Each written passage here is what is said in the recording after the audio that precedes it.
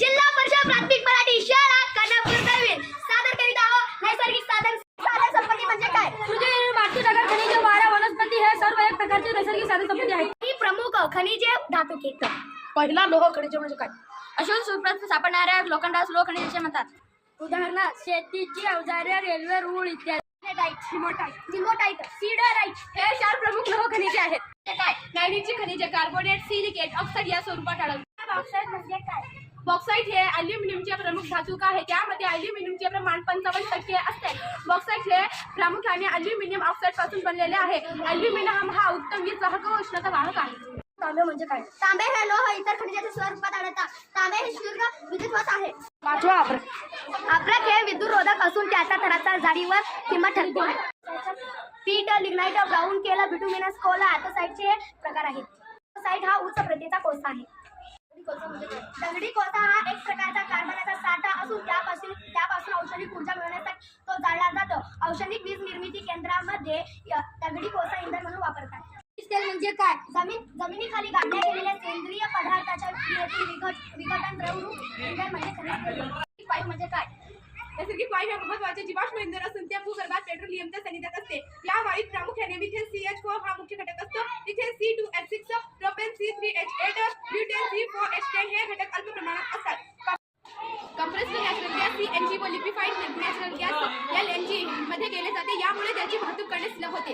CNG ची वैशिष्ट्ये: सहज पेट घेतो. दुसरा, ज्वलनानंतर घनकचरा शिल्लक राहत नाही. तिसरा, कमी प्रमाणात CO2 पाणी तयार होते. चौथा, इतर प्रदूषके तयार होत नाहीत. सहजतेने वाहून येतात. सहावा, ज्वलनावर सहज नियंत्रण ठेवता येते. दगडी कोळशाला ब्लॅकबोर्ड असे म्हणतात.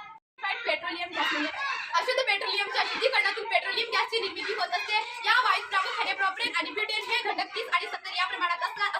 अपघात टाळावा यासाठी यामध्ये इथिल परकॅप्टर हे तीव्र व विशिष्ट वासांचे रसायन अल्प प्रमाणात मिसळले जाते.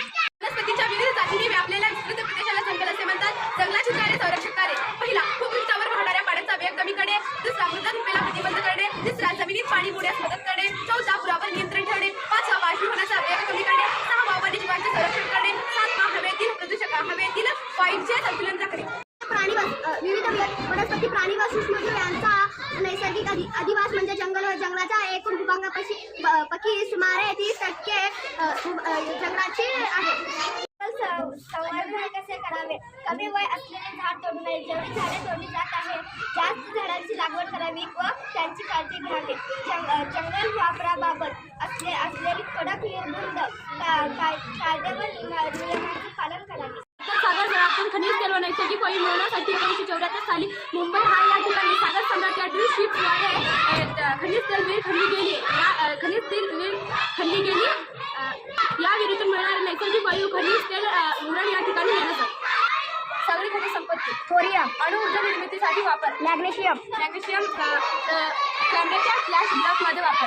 पोटॅशियम साबण, काच, खत निर्मितीमधील प्रमुख घटक. सोडियम कापड, कागद निर्मितीमध्ये वापर. सल्फेट कपड्यांसाठी